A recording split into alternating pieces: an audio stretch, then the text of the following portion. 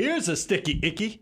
What do we think about prenups? Brian, I am so excited that we can speak into stuff like this because this is not easy stuff to talk about. They're not easy conversations to have. And one thing I love about what we get to do is we get to have the hard conversations. We get to talk about the things that hopefully allow you to do money better. And so right now, we have the team out in the wings collecting your questions. If you have a question you want us to weigh in on, we would love to hear that from you. And you know what else we'd love? We would love right now for you to subscribe to the channel so you can stay up to date on all the stuff that we have going on here at the Money Guy Show. So with that, Creative Director Reeve, I'm going to throw it over to you. I've got the question queued up from MJ. It says, my 28-year-old kid is getting married in December.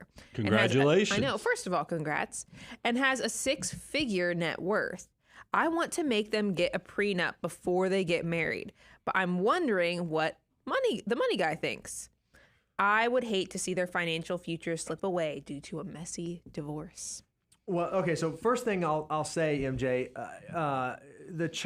your child is 28 years old, and I think the question was phrased, I'm thinking about making them get a prenup. Before we even talk about prenups at all, I do think it's very difficult. And look, I want to be very transparent here. I have not yet navigated being the parent of a child getting married. So I don't know what the psychological thing, I have not experienced that.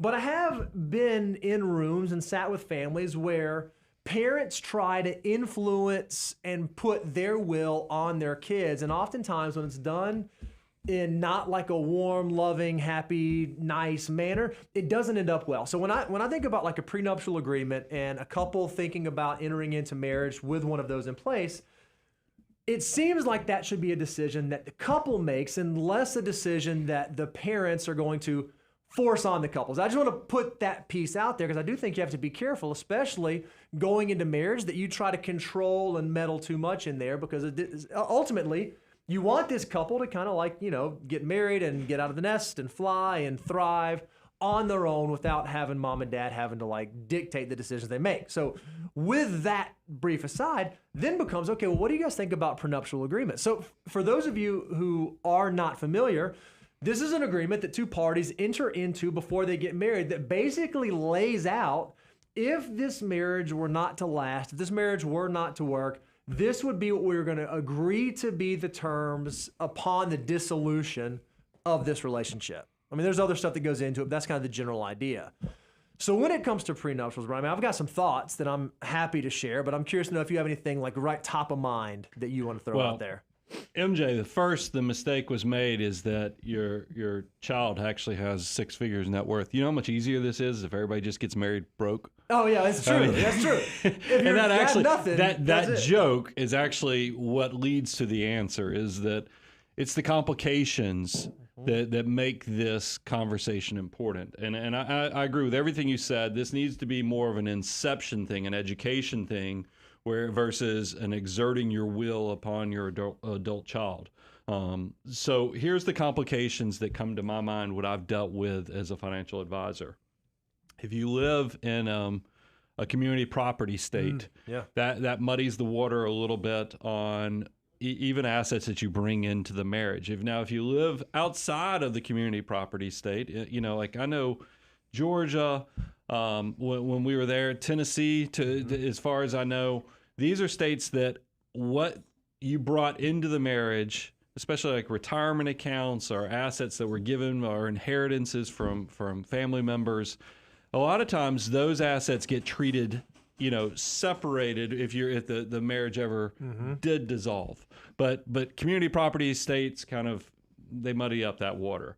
Source of funds is also important. I know I've dealt with a situation where a young couple got married, family wealth on one side where the daughter was getting married and the father had kind of come to me and said, hey, this is the money we set aside. I want to make sure this is protected. And I know the future son-in-law came to me because here I am trying to be the middleman. I'm the financial planner for the adult children, but I'm also the financial planner for the parents. And the son-in-law wanted access to the assets, which I thought was kind of, my spidey senses gave me a little trouble off of that.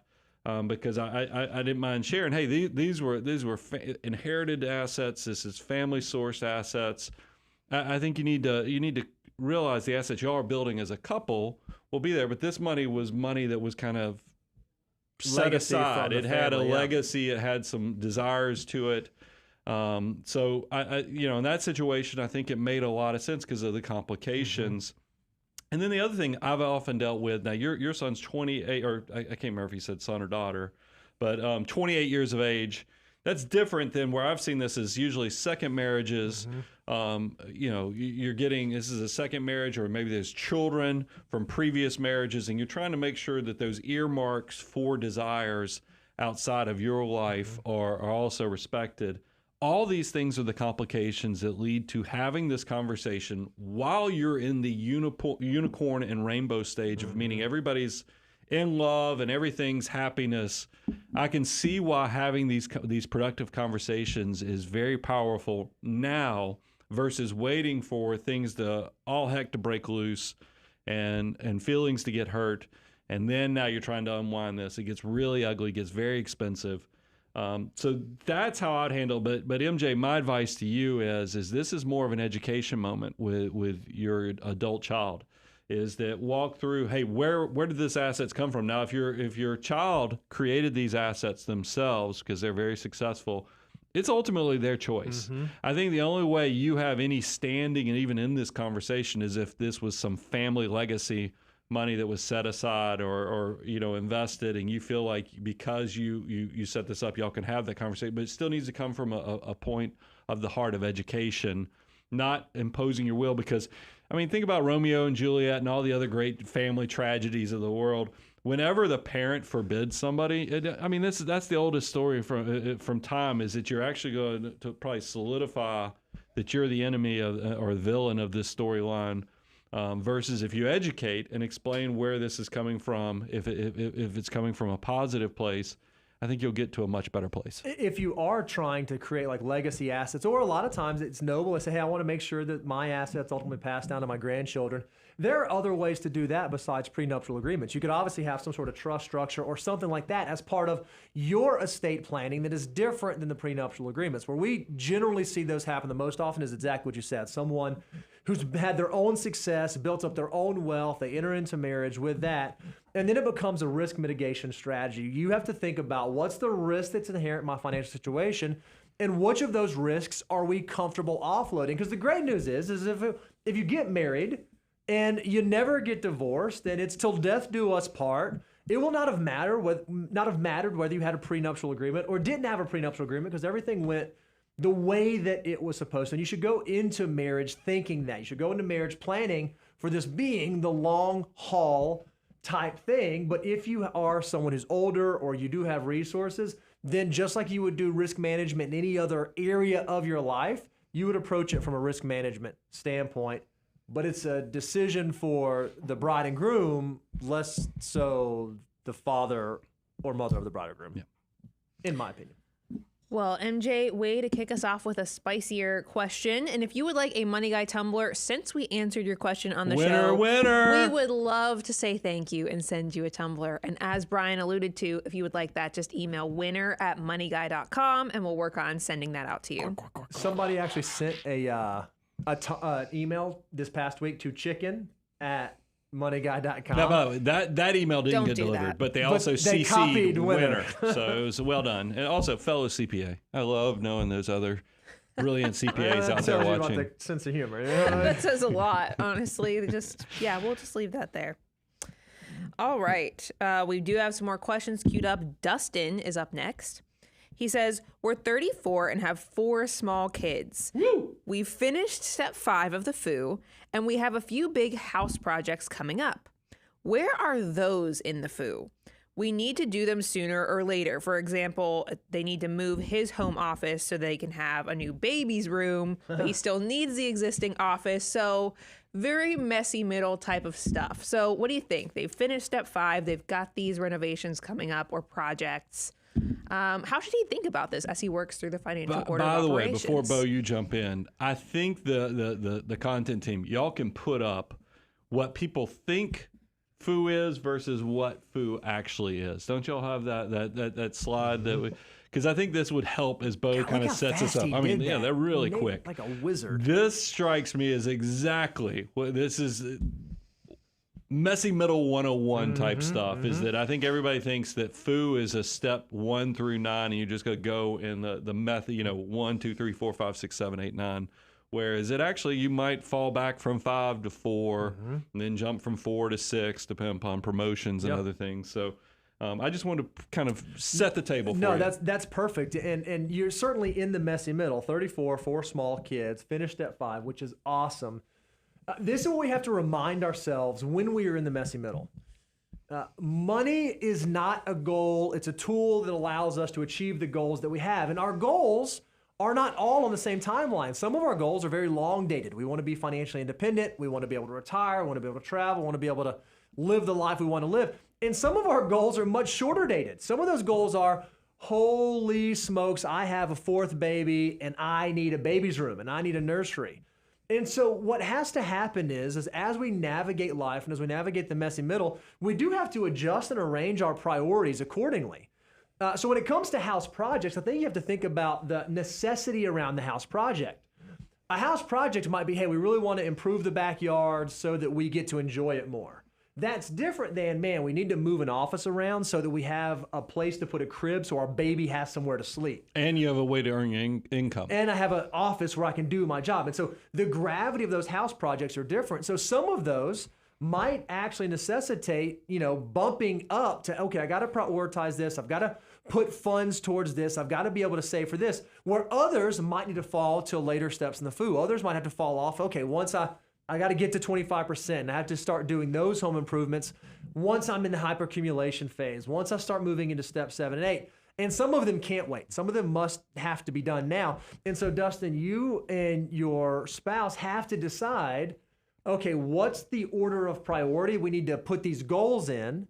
And then once we know the priority around the goal, what's the timeline? And then once we know the priority of the goal and the timeline, then we can choose where to send our dollars to which. And so what ends up happening, and it's the exact chart you just showed, it may be, hey, we're in step 5, but man, we're going to hang out in step 5 for a long time before we get to step 6, because we know that we have these things we have to do, but then we're going to get through those things, and then we're going to go to step 6, and then get to step 7, then we're going to round out the rest of this thing. I think that's probably how Dustin's going to have to approach it. Just you asking the question shows me you're on the right track, Dustin, but I just want to put you, there's a reason when we created the financial order of operations, we do want you, whenever you get off track or have to backstep a step or two because life comes at you. And by the way, life comes at us all, and that's just part of the process, hence the whole messy middle where you're short on time, you're short on money. But I do want you to feel the pressure to try to get it back on track ASAP. But I think it's important. You only get 1 decade in your 30s. You're only going to get 1 decade in your 40s while your kids are, those 30s and 40s are so special because your kids are there. So I completely get it. If you've got to make the big decision, I remember I'm the one that kind of bullied Bo into buying his first house because he let me know that, his wife was pregnant and they were trying to figure things out. Our first house in Tennessee. Yeah, and I was like, go buy. Yeah, it was not your first because you sold the first house you ever owned, lived with me for a while. Then you were renting an apartment here in Tennessee. And I was like, no, y'all need to go buy a house. And that was one of those things. Sometimes life kind of comes at you and you have to adjust, adapt, but also make sure you're thinking long-term in the fact that what's going to maximize my 30s, what's going to maximize my 40s, but also making sure my 50s and 60s are respected as well. And that's why I think the financial order of operations is your friend and will kind of help you navigate that, but also feel that pressure that you need to get things back on track ASAP. Love it. Awesome. Well, Dustin, exciting times. It sounds like in your house. Thanks for asking the question. We'd love to send you a Money Guy Tumblr as a thank you since we answered your question on the show. Just email winner@moneyguy.com. Okay, go ahead. You go. Well, I was just going to say, it's so odd to me. I keep looking over to the left over here. I was about to say the same thing. It's unbelievable. I might start drinking my cup of coffee in the morning over here. I mean, it is so peaceful. We haven't even put the wallpaper up. I mean, it's looking just beautiful. So, okay, so you guys can't see this, and they don't give us access to cameras. If we had a remote, we would pan the camera. Oh, you know I would get up and just go spin the thing around. There's something pretty exciting going on over here, and it is so exciting. And if you want to know about it, and you want to make sure you stay up to date, and you want to make sure you're on the cutting edge, as we were able to talk about this, which Reby right now is like giving me like this number. If you want to know more about it, you got to make sure that you are subscribed. If you're not subscribed to the channel, you're not going to know when the exciting stuff is happening. And we have, I'm not going to say it's the thing I'm most excited because the book was pretty incredible. It was awesome. The book tour was amazing. We have all kinds of stuff. But this one, it's a good one. This one, so make sure that you subscribe to the channel so that you'll know when we got some fun stuff coming. I just noticed they even got the power to the lamps, the sconces. Those aren't lamps; those are sconces. Yeah. Caleb's I didn't know he was an electrical engineer also. Yeah. Because I thought we had somebody else doing that until I came in here and saw Caleb on a ladder doing it all. Licking his fingers and twisting the wires. It's pretty awesome. They're not wrong. Can confirm, but that's all we can say.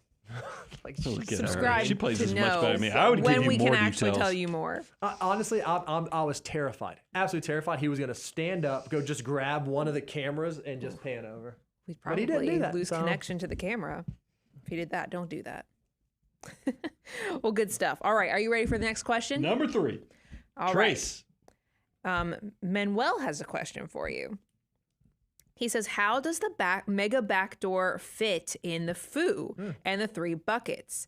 I'm in steps 7 through 9. I max my HSA, Roth IRA, and pre-tax 401k.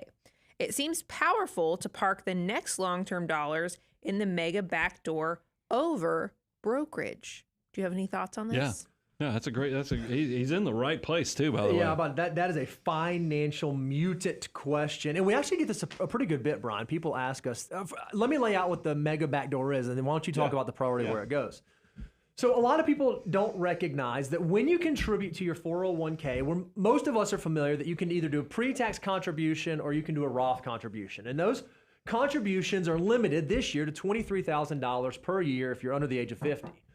However, a lot of 401ks actually have a third contribution type that's lesser known. You can do pre-tax, you can do Roth, or you can do an after-tax contribution. The way that those contributions work is you put your money in after tax, so you pay tax on it, and then those dollars grow tax deferred. Well, one of the beauties of the after-tax bucket is that you're not capped at the $23,000 salary deferral. You can actually go above and beyond that all the way up to the Section 415 limit, which I think this year is like $69,000. So it's an opportunity to save a lot of money into your 401k. Well, okay, I don't get a tax deduction. It goes in after tax, it grows tax deferred. That's pretty cool.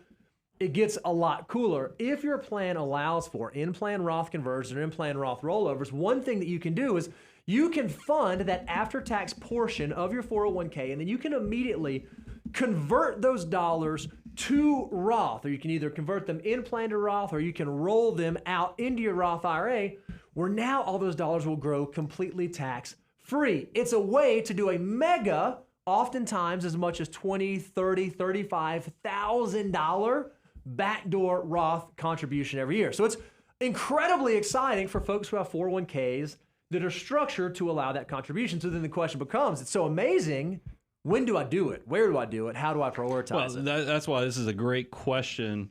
And the fact that step 7, if you go get your free copy of the Financial Order of Operations, moneyguy.com/resources, I think a step that is often misunderstood is what exactly is step 7 in hyperaccumulation. And that's why one of the things, because you see it and you're like, hyperaccumulation, what is that? What is that goal even doing? Well, it's exactly what this question is asking. Is this is the part where steps 1 through 6 is getting your financial foundation underneath you, and then even maximizing all the tax benefits that are set up so you can have money for the future. Step 7 is the first one that says, hey, take a deep breath in. Let's figure out how you're actually going to use this money in the long term, because everybody is different. You know, for somebody who's going to work until they're 70 years old because they love their job, not just because they need the money, but just because they love it, their goals are going to be completely different from the person that wants to tap out at 45 or 50 years of age because they want to go and transition into a different phase of life.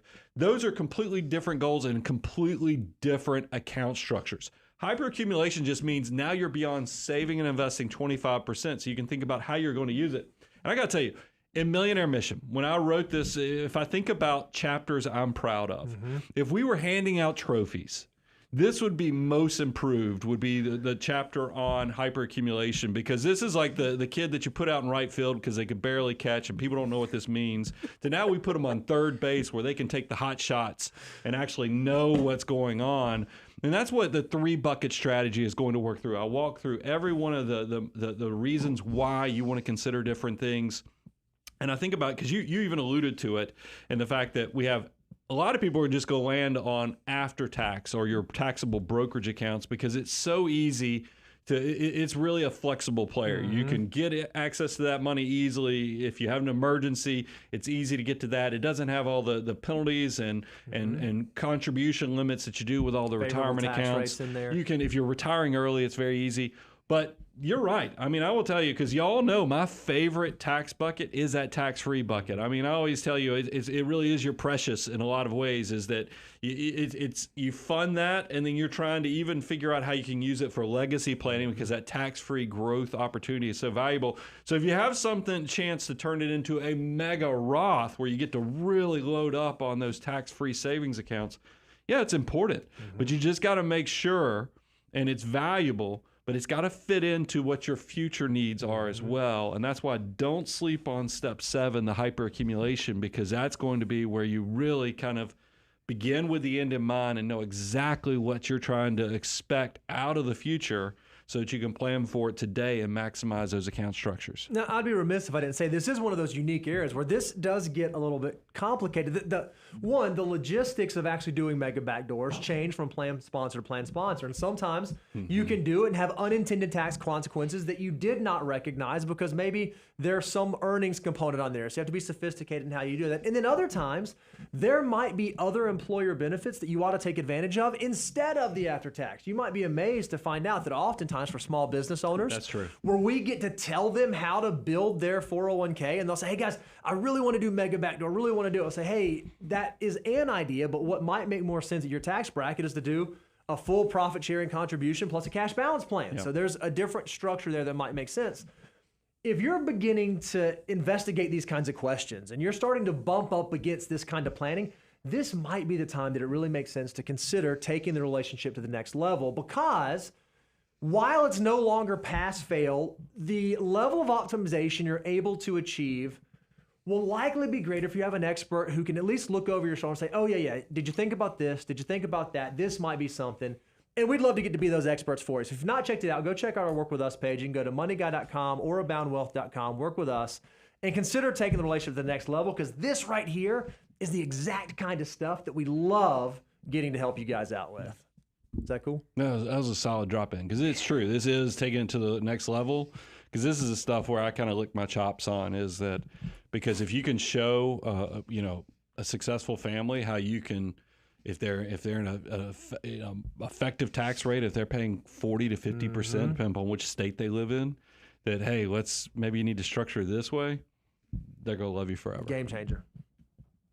Awesome. MoneyGuy.com. Click on Become a Client if you want to learn more. And Manuel, if you want a Money Guy Tumblr, since we answered your question, just email winner@moneyguy.com. Really glad you're here. All right. Landon's question is up next. Said Landon? Landon. Okay. He says, I am a 17-year-old with about $14,700 saved up. About how much? About $14,700. Just about. That's just about. Specifically. That is a great, 17 years old. 17, okay. that's wild. So he says, would it be okay if I quit my job to have fun for my senior year of high school? Would it be okay if I quit my job to have fun because I am at a place where I've done good so far and I can take a break? Well, okay, let's start at the beginning, Landon. 17 years old with $14,700. It's a wealth multiplier. By the way, if you go to moneyguy.com/resources, you too can pull up your wealth multiplier to see what your multiple is by your age. And for a 17-year-old, it's 119. So for every dollar that you put to work when you retire, it has the potential to become $119. So I just did the math. I did 14,700 times that wealth multiplier. It's $1.7 million that you are on track just for that money you've saved so far to turn into by the time you get to retirement, which is awesome. Now, Brian, I struggle and I suffer from the fact of recognizing how powerful that math is. And oh man, I just love, so because then I think about, well, that's just the first $14,700. If I could save another $14,700, then that's going to be another $1.7 million. And I can stack and I can stack and I can stack and I can stack. But you are so good at saying, hey guys, listen, stop and smell the roses. It's okay to enjoy this season. You don't have to be hard charging. You don't have to be pushing. And you have recently counseled your daughter getting through like having early jobs and then going off into graduating high school and going off into college and working. How did you educate her around how to strike the balance? Was it okay to like enjoy your senior year, or should you be working and building because the money is so powerful? How do you navigate that? Well, Landon, that's why this is going to be a kind of know thyself moment, in the fact that at 17 years of age, way ahead of the curve, having close to $15,000. I want to know the source of the funds. Is this one of those things where you found our content and other personal finance content, and you've just been on fire reading everything you could and actually putting it to work? You're a hard worker. You've started working side jobs. You started saving this money, and that's where we've landed. If that's how you got here, then yeah, I think that I'm okay. I think there's probably a balanced approach. I don't know that I'd go cold turkey on just not doing anything. But I do want to make sure you're maximizing this one season of life that you're a senior in high school.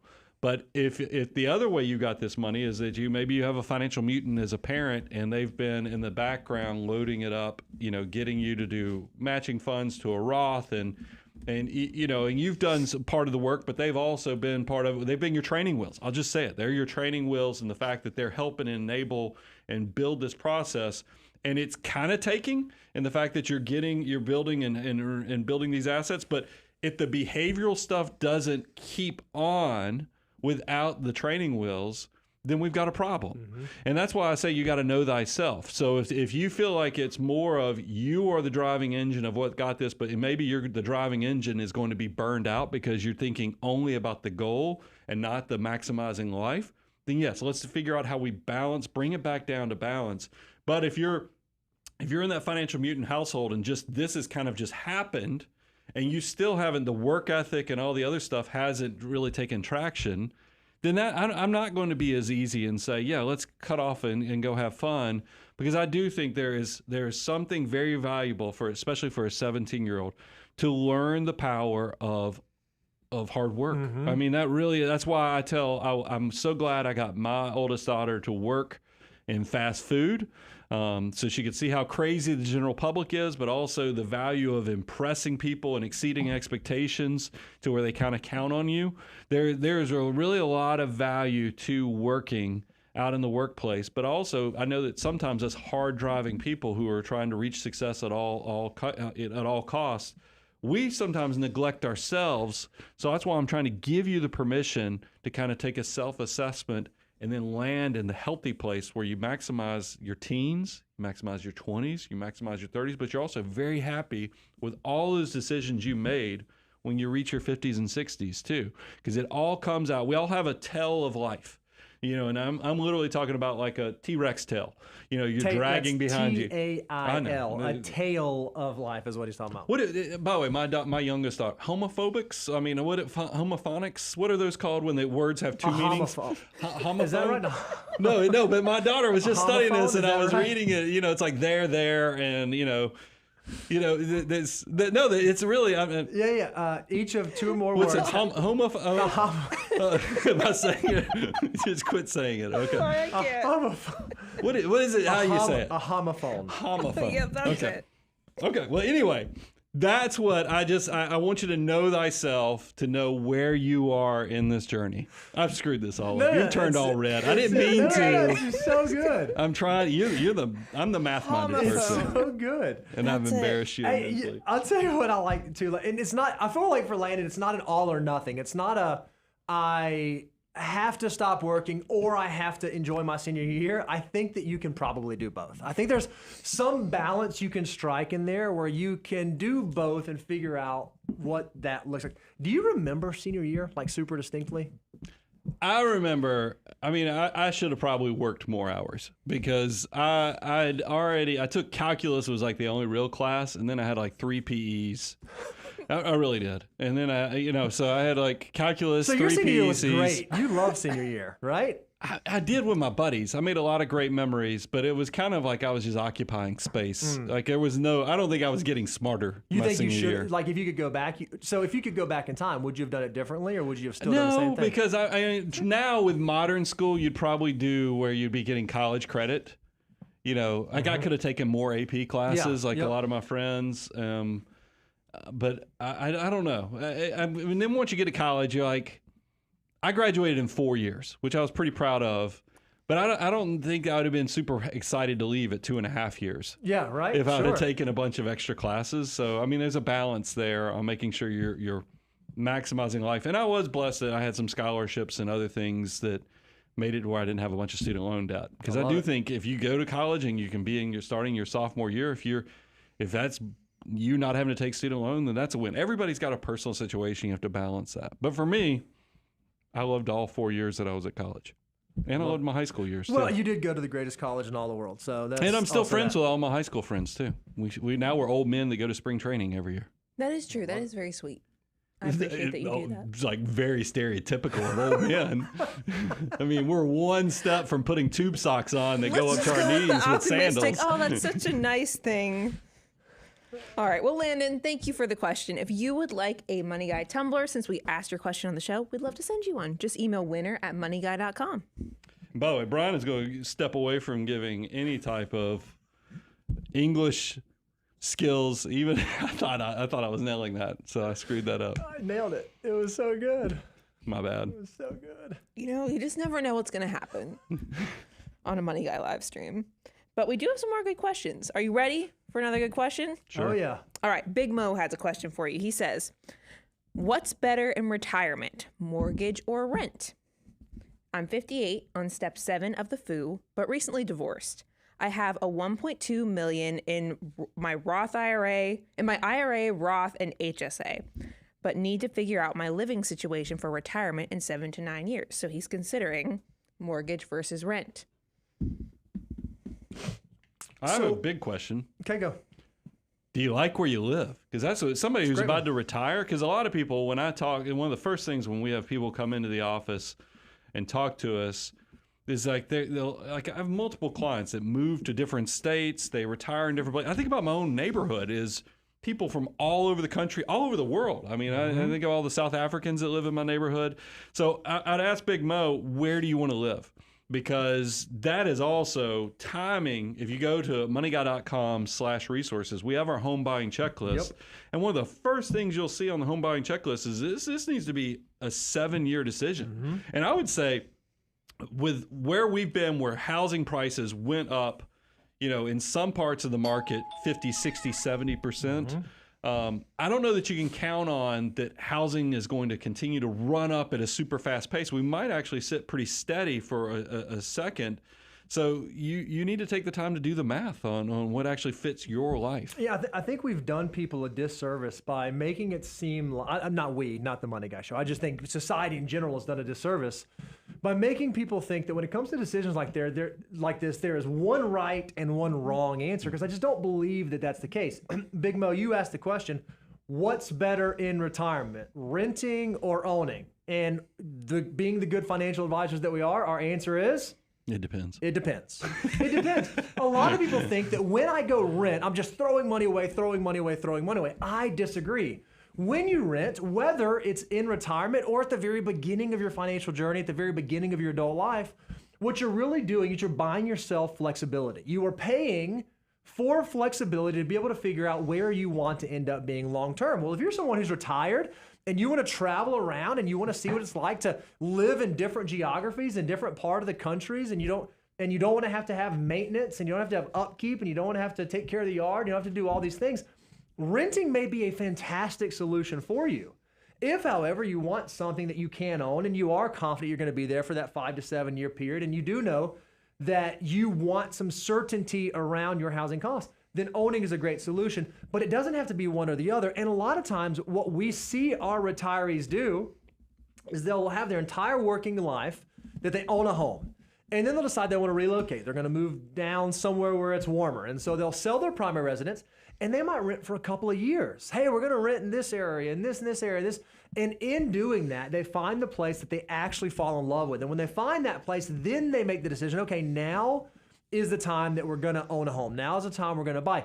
It doesn't have to be all or nothing. It doesn't have to be a singular decision that you make at one point in time. It can be something that evolves and changes through time. The best decision for renting versus owning depends on you and less on the external factors affecting that. It depends more on what's the right situation based on what you're looking to accomplish in retirement. And so I think you can have some freedom recognizing that and realizing I get to be in control. That's what financial independence is being independent to choose what you do with your money. One of those choices you may make may be to pay rent as opposed to paying a mortgage. The other point I'd bring up, Big Mo, is that I need to know more about how your retirement life is structured. Mm-hmm. If you're quickly approaching retirement, how much of your future retirement is going to be funded through pensions, Social Security, and fixed like cash flow inflow sources versus how much are you counting on from that 1.2 million? Because you those two things are somewhat in conflict with each other. If you know that you're going to be needing $50,000, $60,000 a year from your investment portfolio, but then you're like, well, can I go take $500,000 to pay cash for this house because I don't want to have debt in retirement? Yeah, you're at least asking about mortgages, but that's the dilemma I see people is that those assets have multiple purposes, and you have to figure out what's the best path that minimizes the risk, but also maximizes your life. And that's some of the things that you have to balance when you're making these big life decisions. But I do like the fact of exactly everything Bo and I just talked about is go check out our home buying checklist. And I think you're going to quickly get caught up in the fact that if you don't even know where you're going to retire or which even section of where, even if you found the community, which neighborhood, or which part of town do you want to live in, those things need to be kind of honed in on before you make those big decisions. It's definitely one of those measure twice, cut once moments. Love it. Fantastic. Big Mo, thank you for the question. If you would like a Money Guy tumbler, we would love to send you one since we answered your question during this live stream. Just email winner@moneyguy.com. All right, Joshua's question is up next. He says, do I sell brokerage assets to fund my Roth if I can't make the April 15th deadline? For context, I'm 24 years old, married with a $100K income, and he's on step 5, already maxing out his HSA. What do you think? Okay. So, well, look, I've done it for clients where we've gotten to where we're right by the April 15th deadline. You quickly, you review their situation. You say, man, they didn't make a Roth contribution. Roth contribution for last year. We could quickly do this. Stock market's been up.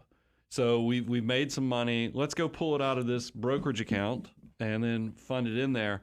I'm not against that, but but it does show me why didn't we fund this in addition to the there's a root. You need to triage to figure out why this was an afterthought versus being a proactive thing. Yeah. So what you're saying is two things. One, we love dollars going into Roth, but if all we do is pull money out of our brokerage and put it into a Roth, we didn't actually save more money. We just moved where the air is in the balloon. We moved it from one bucket into we didn't add more water. We just moved water from one bucket to the other bucket. I love the idea though, because you could take away some of the water from the bucket though with taxes. With taxes, that's what I was going to say. If you have a lot of embedded gains or something like that inside your brokerage account, you may have to pay taxes in order to sell those assets to then transfer them over to Roth. That's something you want to take into account. However, even with all that said, Roth IRAs are so good and so valuable that not only does the government limit who can put money into them, if you make over a certain income, you can't even contribute directly to Roth, They also cap how much you can put in there every year. You can only put in $7,000. And by the way, if you didn't fill up your $7,000 bucket last year, it's not like you get to roll over and make up for it after tax filing deadline this year. So there's a little bit of scarcity associated with getting those dollars in. And so, Brian, I know we've both counseled young professionals in the past, hey, every time that you can get money in that Roth, you really ought to focus on doing it. It's why we make it step 5. We hold up the thing, Brian? It's why we make it step 5 with the financial order of operations. That's how powerful and how important it is. So I love the idea of you making sure you max out that Roth. Don't miss out on doing that. But I agree with Brian. Going forward, I would love to see a world in which not only are you saving to the brokerage and adding assets there, but you're also systematically funding the Roth so that it's not either or, you're doing both and building up both those buckets. Yeah, use this as a, fork in the road moment that says, hey, why didn't I fund the Roth through like a dollar cost averaging? Now, if it's an income element or some other complexity, I get it. But the way the question was structured, Joshua, it sounds like you have more assets in the brokerage than you do in the Roth. We just got to make sure we're triaging that to figure out what's the path forward so that because it's back to the key point Bo said. Are you taking water from the bucket or are you actually putting water in? Mm-hmm. Because it's those initial behavior steps of living on less than you make and actually having a discipline, the discipline of living and saving and investing 25% of your gross income that is going to let your money work harder than you can with your back, your brain, and even your hands. So don't skip that part of the mindset. You know what I love that Joshua said? What? Already maxing my HSA. See, so I mean, I think he gets that. it. I mean, it's just a matter. That. So it's just, and sometimes we get pinched. I get it from a cash flow. Sure. That's the other thing that's why the emergency reserves is so important. That's why cash is so important. It gets steps 1 and 4 is because you don't want to get pinched on having liquidity in your life. Is because I know as financial mutants, we're always like, I want everything working. But that sometimes can be a trap as well. And I lay that out in Millionaire Mission where I share how I thought a home equity line was the bridge that was going to keep me from having cash reserves. And if you've read the book, you know it was a complete disaster, a disaster that led to prayers, answered prayers, and then I've never stepped off the path of having cash reserves. Yep. True that. Joshua, if you would like a Money Guy tumbler, you win a Money Guy tumbler. Since we asked your question on the show today, just email winner@moneyguy.com to cash in on that. Jonas has a question next. He says, with the Fed meeting today and projections saying that they will drop rates 0.5%, at what point should I pull the trigger and refinance? I don't have those crazy COVID rates. So first of all, I'll let Bo get in because he's the CFA sitting on at this table. Get really nerdy. I'll share that I think there is a little disconnect that people need to understand is that when you think about mortgages are based off of typically highly influenced when we talk about 15-year and 30-year mortgages, the 10-year treasury note.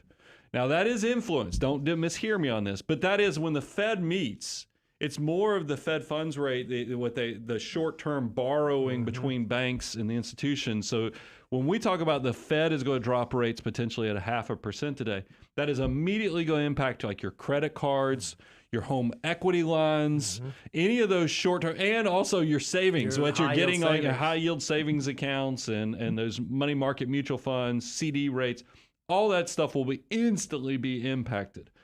Mortgages will be influenced. There's a difference, and I just want to make sure I put that out there. But I still think, Jonas, this is a great time to be talking about this, is because this is setting up for a lot of people to have opportunities to refinance. Yeah, and so the question becomes, when do I know it's the right time to refinance? I think we actually have a free deliverable. This one's live, right, Reby? The refinance guide, right? Yes. We actually have a moneyguy.com/resources. That's the one, moneyguy.com/resources. We actually have a refinance guide that walks you through how to make this decision. So what do we know? We know that rates have been high, right? Mortgage rates have been somewhere around like 7.5%. And you said you're not at those like pre-COVID numbers. You're not at like under the 2, 4%. 3, 4%. And so, okay, let's say that rates do fall and you have a 7% mortgage and all of a sudden, let's just say that rates drop 0.5% and rates fall to 6.5%. Should you refinance? Oh, I don't know, right? Because you have to kind of assess, all right, what do I think is going to continue happening to rates? Now, let me go ahead and ruin it for you. If you hold out and wait for 2.5%, you might be holding out for a long, long time.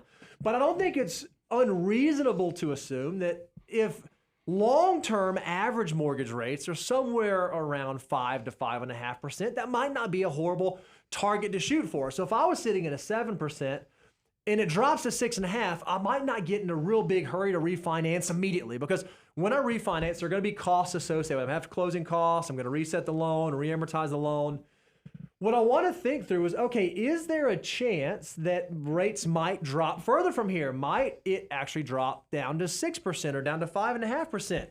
Historically, the rule of thumb has been whenever you refinance, generally speaking, you want to save about 1% on the rate. That's an easy, justifiable way to think about doing it.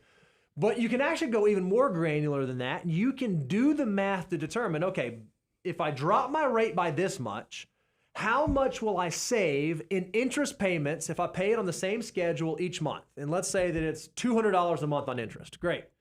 If I'm saving $200 a month on interest, how long will I need to be in this house to make up for what it's going to cost me to refinance? So all those closing costs that I'm going to incur, how many months of interest savings will it take? Well, if you do something, it's like 6 months. If I refinance today, 6 months, I'm in the green. Okay, maybe you want to do that.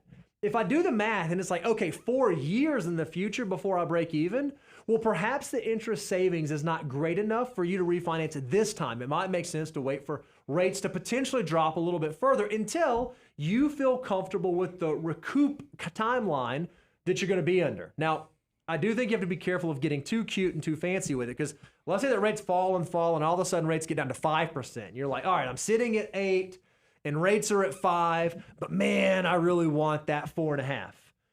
Let us remind you that pigs get fat, but hogs get slaughtered. So when the math is very compelling and suggests it might be time to refinance, I would seriously consider it, but I wouldn't be too eager to do it because you might miss out on future opportunity. I think Bo did such a good job. I'll just add this little thing that is always the fault or the problem with the refinance, because it's so cool to get the lower interest rate, but be careful of that resetting the amortization table. Mm-hmm. I think a lot of people, you're paying this monthly payment, and then all of a sudden, because you have a lower interest rate and you've reset the amortization, the payment goes way down.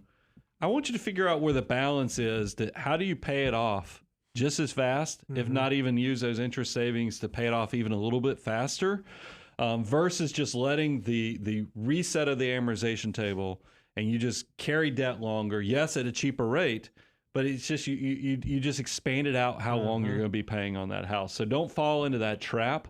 Be mindful that you know mortgage companies don't have prepayment penalties.